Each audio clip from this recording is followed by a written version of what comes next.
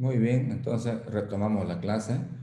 Habíamos tocado ya el tema de enzimas, donde habíamos definido las enzimas como catalizadores orgánicos de naturaleza proteica. Es decir, todo organismo vivo en su composición, ya sea unicelular o multicelular, tiene este tipo de sustancias llamadas enzimas, ¿no?, que regulan o aceleran la velocidad de reacción en el organismo. Entonces, vamos a ver estas diapositivas donde nos ilustran mucho mejor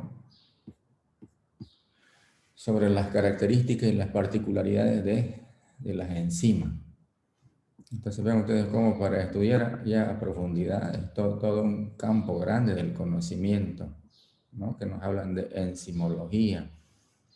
Hay una serie de clasificaciones que se hacen, método de acción de las enzimas, la cinética, o sea, la velocidad de reacción, actividad enzimática, los coenzimas, factores que afectan la cinética enzimática. Como son catalizadores, entonces hay todo un conjunto de fenómenos que hay que estudiarlo. O sea, es amplio el tema de la enzimología, pero nosotros vamos a ver lo necesario para tener una idea. Aquí vemos de que en todos los organismos vivos, ¿no?, hay una serie de reacciones químicas, reacciones bioquímicas, y eso le da, por supuesto, la presencia de los catalizadores, le da velocidad a ese conjunto de transformaciones que existen en cada organismo. Entonces, las enzimas son catalizadores biológicos. ¿Qué hacen las enzimas? ¿Qué función cumplen? Aceleran una reacción. Vean, no se consumen en el proceso, no forman parte del producto. Cuando empieza la reacción, está presente la enzima y termina la reacción y se recupera, no se consume. Y son específicas. Para cierto tipo de reacción, este tipo de enzima se dice. Para otro tipo de reacción, este otro tipo. Su acción se realiza porque disminuye la energía de activación. Eso es la parte técnica. Ven ustedes, son específicas, decimos. Vamos a ver, aquí está el conjunto de cosas. Ya. Las enzimas son muy específicas y solo trabajan en ciertos sustratos. Miren cómo acá estos círculos se acomodan aquí. Entonces, eso quiere decir que son específicas. Para acá, esta L invertida entra aquí, entraría acá, y este otro cuadrito entra acá. Entonces, eso significa de que tiene una reacción específica, que lo vamos a ver luego. Esta gráfica es muy importante. La reacción avanza en este sentido, ¿no? En este sentido, mientras pasa el tiempo, va avanzando la reacción. Para que haya reacción se requiere energía. Entonces, estos son los sustratos o las materias primas, y aquí tengo el producto. Entonces, miren ustedes, yo necesito esta energía, esta cantidad de energía, desde aquí hasta aquí, para que haya la transformación, desde el sustrato hasta el producto. Pero si yo tengo la presencia de enzima, entonces yo necesito esta energía mucho menor. Vean la importancia de la presencia de las enzimas entonces. Sin enzima necesito más energía de activación. Con enzima, menos energía, ¿no? Eso es lo interesante. Y aquí el tema de la especificidad que decíamos hace rato. Aquí está la enzima más el sustrato. El sustrato es la sustancia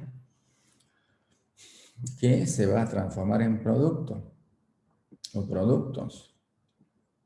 Entonces la enzima, miren ustedes, aquí está el sustrato, esta es la sustancia que se va a transformar en el producto, y esta es la enzima. ¿Y cómo se acomoda acá? Entonces hay un estado intermedio, cuando va ocurriendo la reacción, un estado intermedio. donde se forma un complejo enzima-sustrato.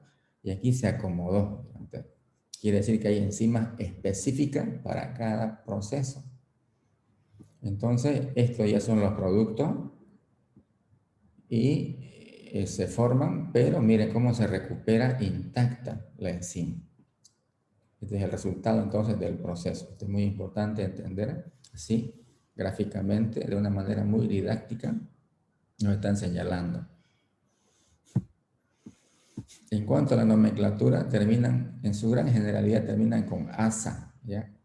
Ustedes escuchan algo que termina con asa, entonces casi es seguro que se están refiriendo a enzimas. Miren, ureasa, amilasa, lipasa. Entonces ya tenemos una idea ya. Ureasa se relaciona con la urea. Quiere decir que ataca a la urea. Milasa a los almidones, ¿no? Así, amilasa acá, ¿no? Amilasa. Lipasa a los lípidos, a las grasas. O sea, enzima que hidroliza grasa. Enzima que ataca o hidroliza los almidones. Y aquí ureasa, enzima que ataca a la urea. Así hay que entenderlo. Entonces hay una serie de nombres que fueron evolucionando y pues en las grandes convenciones se llegan a los acuerdos, ¿no? ¿Qué denominativo se les va a dar? ¿Y dónde ocurre eso? En las convenciones, en las uniones internacionales de biología, todos los entendidos, los estudiosos en el tema, los investigadores, toman esas definiciones. Entonces, las enzimas depende del tipo de la reacción que cataliza. Cada clase se divide en subclase y subclase. O sea, es complejo el tema de la clasificación del nombre y las nomenclaturas. Mire que tiene que tomarse en cuenta incluso la naturaleza de los grupos atómicos involucrados en las reacciones. Es así que se conocen seis clases de enzimas: las oxidorreductasas, transferasas, hidrolasas, liasas, isomerasas y ligasas. Entonces, para tener una idea de en qué consiste cada grupo, vamos a ver a continuación. Fíjense, 6 grupos entonces. Y un ejemplo acá del orden, ¿no? El sustrato, el tipo de reacción, viene como la clase principal, la subclase, subclase, número y orden. Pero ya entrando a lo más específico. A ver, ¿alguien quiere ingresar acá? Ahora sí. Aquí tenemos la oxidorreductasa, la transferasa. Tenemos dos grupos. De los 6, de 2 nos están explicando. Las oxidorreductasas son reacciones de oxidorreducción. Si una molécula se reduce, tiene que haber otra que se oxide. Lógico, ¿no? Eso es lógico. Las transferasas, transferencia de grupos funcionales. ¿Qué grupos? Grupos aldehídos, acilos, glucósidos. Ese es el segundo grupo. Entonces, acá está. Veamos, tercero y cuarto, son 6, no se olviden. Las hidrolasas, reacciones de hidrólisis, ¿no? Transforman polímeros en monómeros. Las cadenas largas, por ejemplo, y complejas y pesadas, son simplificadas, como por este tipo de enzima. Aquí pueden entrar, por ejemplo, los ablandadores de las carnes que decíamos, como son cadenas largas.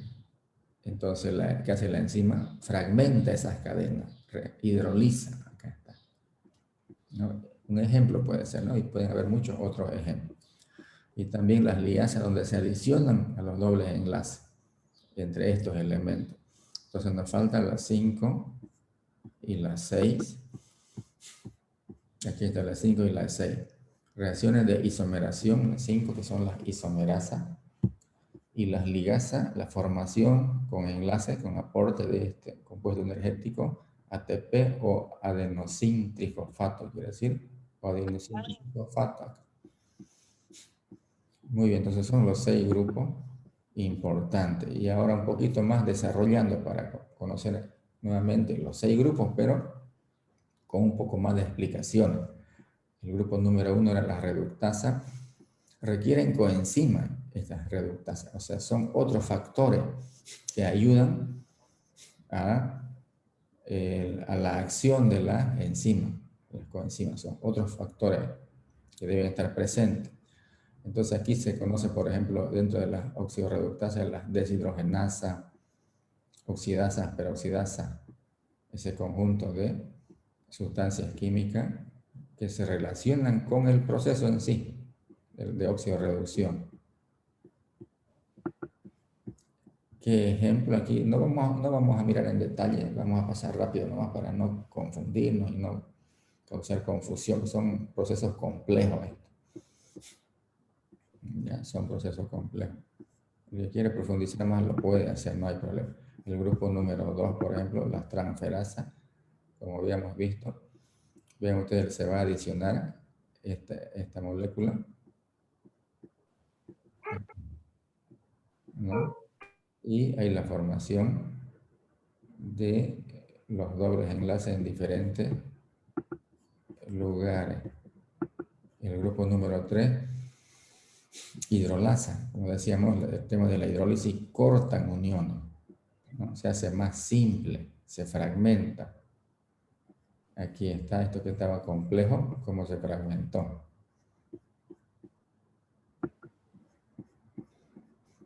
Y acá el grupo número 4, las liasas, cortan uniones también en estos lugares donde hay presencia de carbono-carbono, carbono-azufre y carbono-nitrógeno, ¿no? Y aparece una tijera acá para simbolizar de que hay una fragmentación.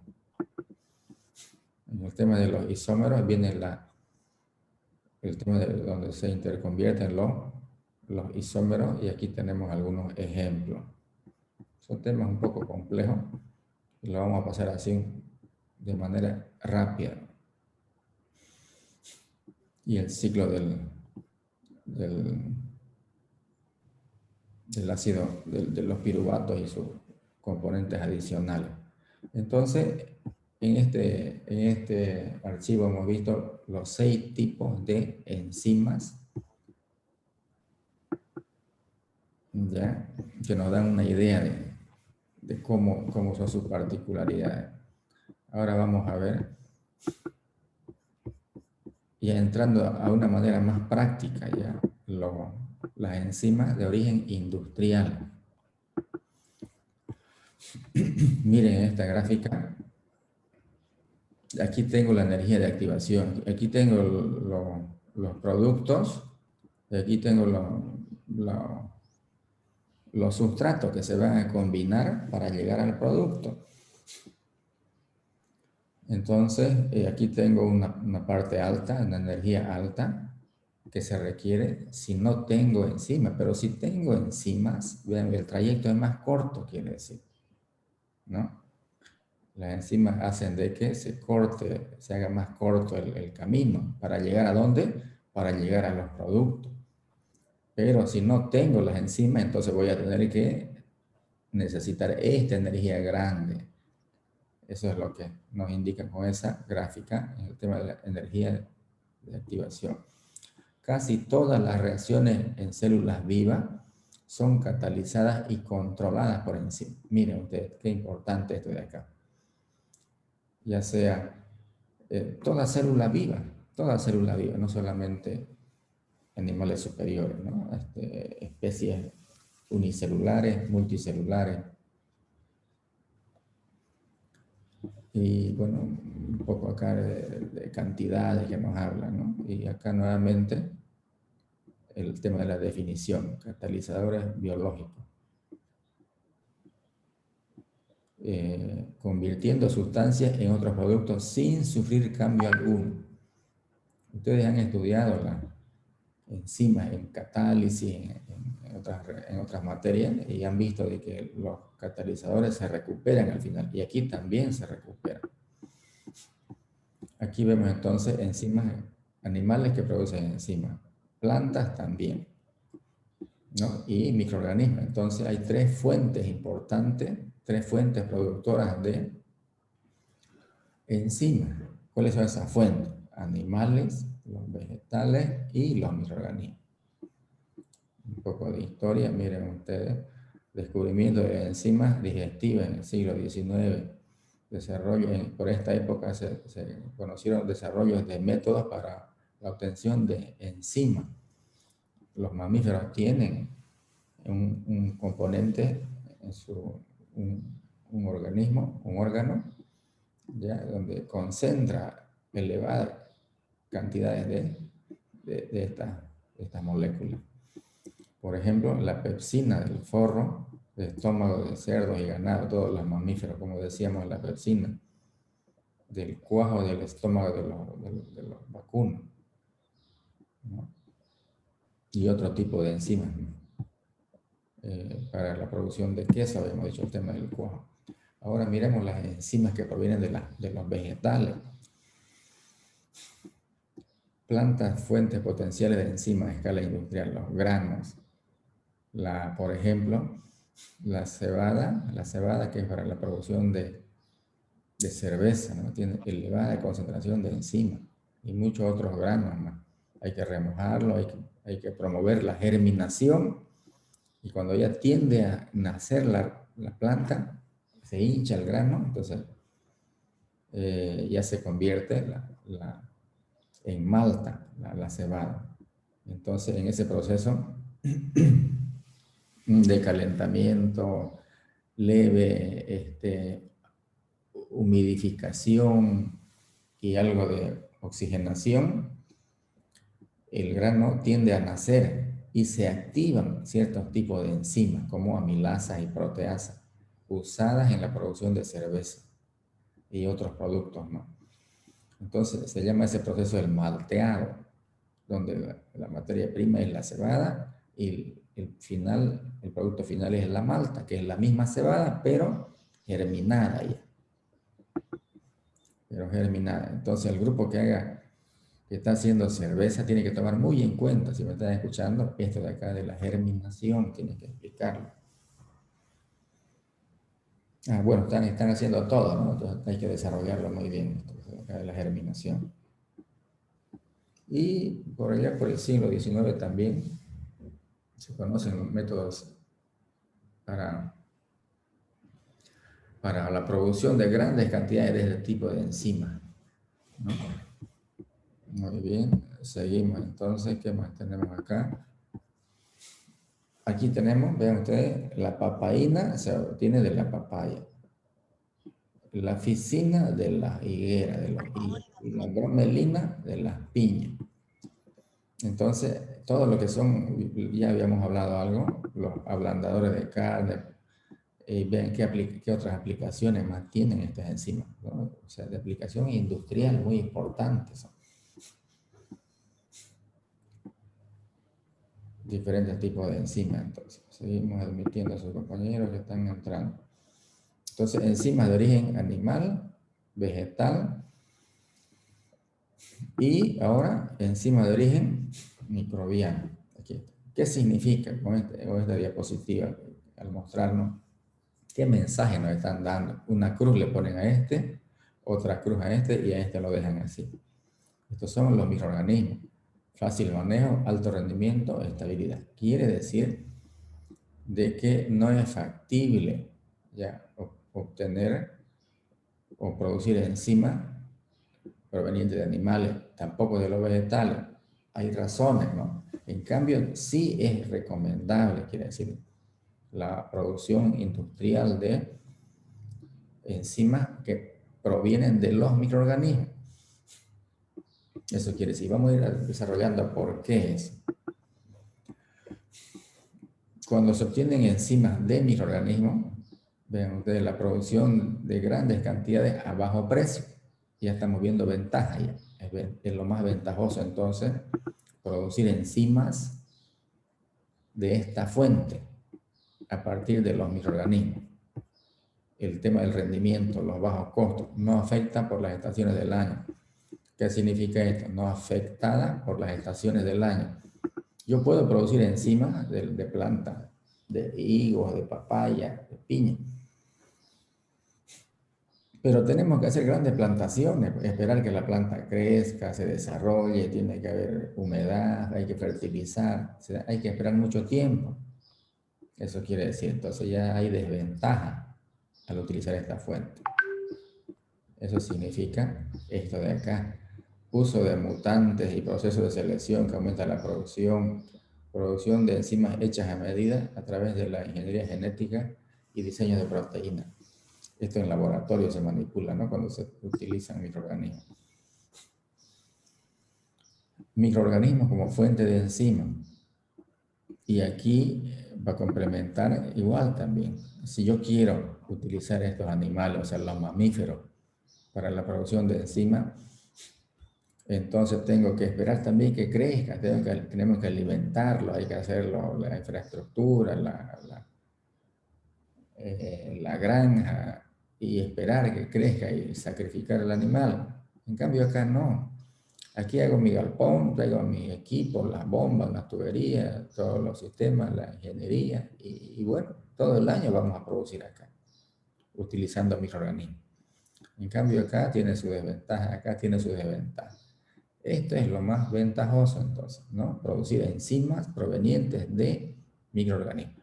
Pero aún así, ahí en el mercado ustedes van a encontrar enzimas que provienen de origen vegetal y enzimas que provienen de origen animal. Mucha gente en su granja, ¿no? En su finca, en su estancia, tiene el cuajo, dicen ellos, el cuajo. ¿Por qué? Porque cuando matan a la vaca, lo sacan ese órgano y ellos lo van utilizando, ¿no? Con cierta frecuencia cuando están produciendo queso, ya sea vaca o algún otro mamífero. Y aquí diferentes tipos de enzimas, entonces nos están señalando que provienen de, aquí veamos, tenemos un moho acá. Y aquí tenemos, pueden ser bacterias estas, ¿no? Pueden ser, no nos especifican cómo. Entonces, las enzimas hidrolíticas simples como proteasas, amilasas, pectinasas, degradan polímeros naturales como proteínas, almidones o pectinas. Hay diferentes grupos de enzimas que tienen diferentes particularidades también. Aquí un poco de historia de este investigador por esa época. Y aquí podemos ver la enzima con su nombre respectivo y aquí fuente. Puede ser que hongos que produzcan esta enzima, quiere decir hongos, bacterias. Vean ustedes, entonces hongos y bacterias. Y cuando se dice hongos, se está señalando levaduras y mohos, por si acaso. Entonces, los tres grupos pueden producir amilasa. ¿Qué aplicación tienen esas enzimas? La amilasa se puede aplicar en esta industria, quiere decir, de la panadería, de la producción de papel, de alimentos, en los almidones, en la industria farmacéutica, textil, en limpieza, detergente. Mira, aquí está detallado. Otra fuente, otra enzima, la proteasa, que puede provenir de hongo, bacterias también. Muy bien, y aquí podemos ver en detalle, ¿no? El tipo de industria, la enzima y de dónde proviene la enzima. Eso es muy importante entonces. Y aquí más detallado, ya nos muestran imágenes incluso, ¿no? Un poco repitiendo el cuadro anterior. En la industria de la panadería, por ejemplo, la amilasa, quiere decir que se utiliza también en la industria del papel, en la industria de los alimentos, como habíamos visto. Las amilasas degradan el almidón, o sea, los almidones son moléculas complejas, moléculas de alto peso molecular. Entonces, estas enzimas transforman esas moléculas en moléculas simples. Eso es lo que ocurre. Hay una degradación. Aquí están los almidones, son compuestos de almacenamiento de energía en planta, ¿no? Fíjense, entonces, son moléculas de alto peso molecular y las amilasas entonces tienen esa función. Aquí un poco de historia. Sacarificación genera mucha dextrosa. cuando expliquen el grupo que está, bueno, todos están haciendo, van a tomar en cuenta también la sacarificación en cerveza, ¿ya? Hace rato les había dicho, el malteado. Van a tomar en cuenta y van a explicar qué es el malteado en el trabajo de cerveza y qué es la sacarificación también, ¿no? Yo les estoy pidiendo trabajo corto, pero lo más importante señalar. Lo más importante. Y estos dos aspectos que les estoy mencionando, estas dos etapas, son muy importantes en la producción de cerveza, lo que es el malteado y la sacarificación. Entonces, aquí nuevamente nos recalcan de que las milasas son de relevancia en la producción de cerveza. Reemplazo de malta por granos sin germinar de maíz o arroz, prácticamente no contienen enzimas. Entonces, el maíz o arroz, por ejemplo, no contienen estas enzimas, pero sí la cebada tiene. Entonces, quiere decir que, o sea, las cervecerías enriquecen sus almidones, le agregan adjuntos. La mayoría de las cervecerías le agregan harina de maíz o de arroz, le agregan para enriquecer los almidones. Entonces, esas cadenas largas son fragmentadas, pero por las enzimas que están presentes de la malta, la cebada germinada. Entonces se añaden enzimas amilasas, glucanasas y proteasas de hongos y bacterias. Miren cómo adicionalmente se agrega, adicionalmente, ¿no? Porque tiene que haber una buena concentración de enzimas en el proceso. Almidón, azúcares que sufren fermentación alcohólica por levadura. Los almidones se transforman en azúcares fermentescibles. O sea, vuelvo a repetir, los almidones son moléculas complejas, no se fermentan los almidones. Primero ese almidón tiene que transformarse en un azúcar fermentescible y recién se va a fermentar. O sea, una glucosa, por ejemplo. Por ejemplo, una glucosa. Y en la industria de la panificación, ¿no? El uso de la enzima en panadería. Las amilasas aceleran la degradación del almidón y aumenta el contenido de azúcar en la masa, acelerando la fermentación. El volumen del pan preparado con enzimas aumenta. Otras aplicaciones, el desengomado. Las amilasas eliminan la goma protectora basada en el almidón. Miren, antes, ¿cómo se hacía cuando no se conocían las enzimas provenientes de los microorganismos? Antes se hacía con amilasa, o sea, las mismas enzimas, pero obtenidas de otra manera.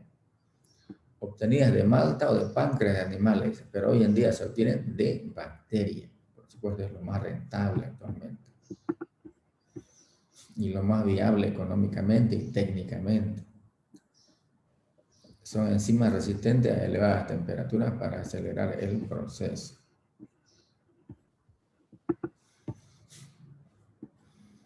Otro tipo de enzimas, las proteasas, provienen de este grupo de microorganismos y esas enzimas, esas proteasas, se utilizan en este tipo de industria, quiere decir también. Hablando de la papaya, miren ustedes, contiene altas concentraciones de proteasas, papaína y quimiopapaína.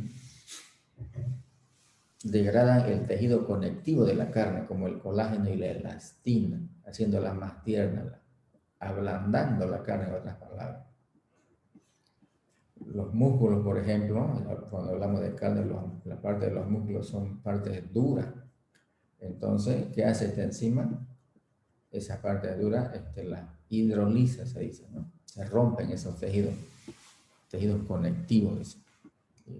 Y el resultado, carne más tierna, carne más blanda.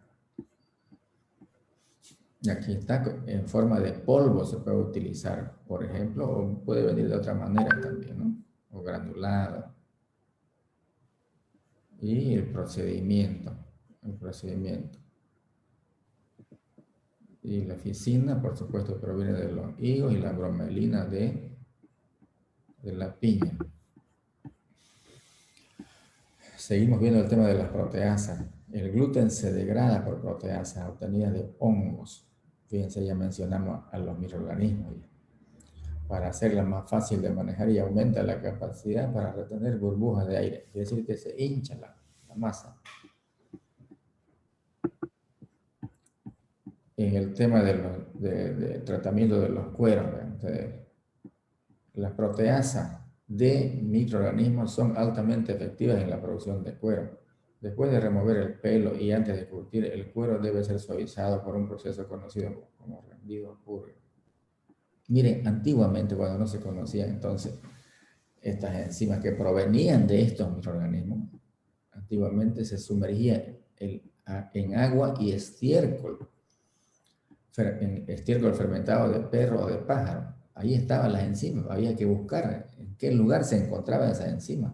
Y antiguamente se hacía, se procedía a esta práctica, que son un campo de cultivo para las bacterias que producen proteasas suavizantes del cuerpo.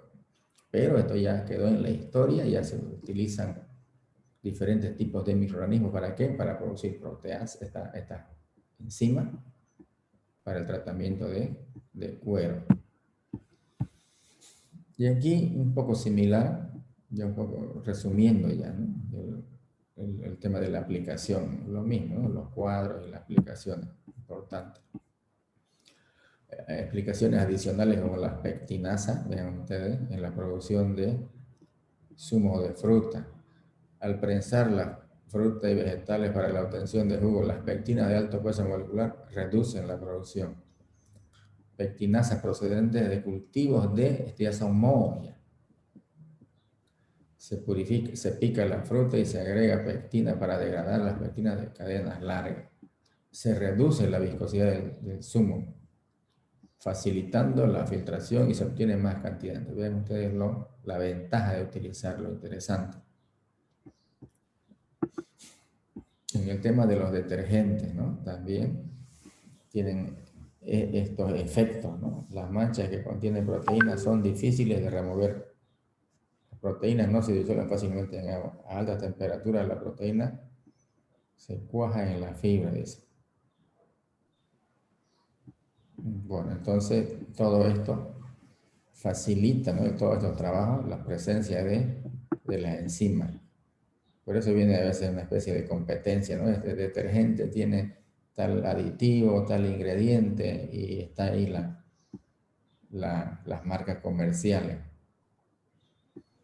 En el tema de los detergentes, como en todo producto. Bueno, estamos terminando esta parte. Aquí podemos ver en el uso de detergente qué tipo de proteína, ¿no? Y cuáles son los microorganismos.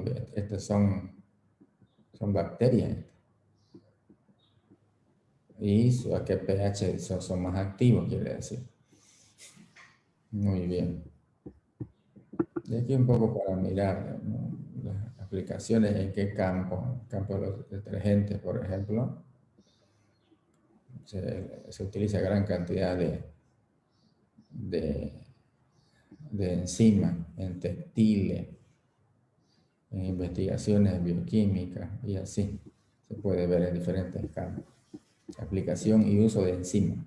Entonces, tienen mucha importancia industrial las enzimas. Y aquí hay una clasificación de microorganismos, ya que no vamos a entrar a esto. Esto ya lo hemos visto, lo van a ver ya. Aquí, como son zonas calientes, zonas volcánicas, quiere decir que también es un hábitat, ecosistema específico, donde hay temperaturas elevadas y también hay microorganismos que se han adaptado y viven en esos lugares, como son los extremófilos, por ejemplo.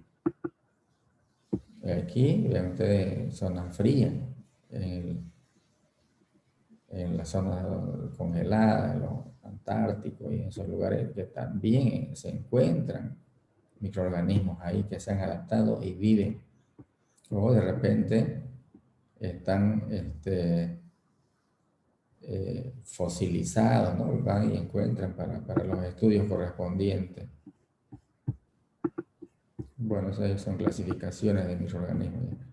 Entonces, en esta clase hemos podido ver que hay 6 grupos de enzimas que tienen acción específica y pues hemos visto también de que hay 3 fuentes importantes a nivel industrial, 3 fuentes productoras de enzimas, ¿no? Enzimas que provienen de microorganismos, enzimas que provienen de animales y enzimas que provienen de vegetales. Entonces, la industria, ¿con cuál se queda? Con la tecnología más rentable, más viable económicamente y técnicamente. ¿Cuál es? Utilizando microorganismos. Y ya hemos visto las ventajas y desventajas. Muy bien, estamos terminando. La siguiente clase vamos a complementar algunos aspectos importantes ya con otra pizarrita. ¿Hay alguna consulta, alguna pregunta?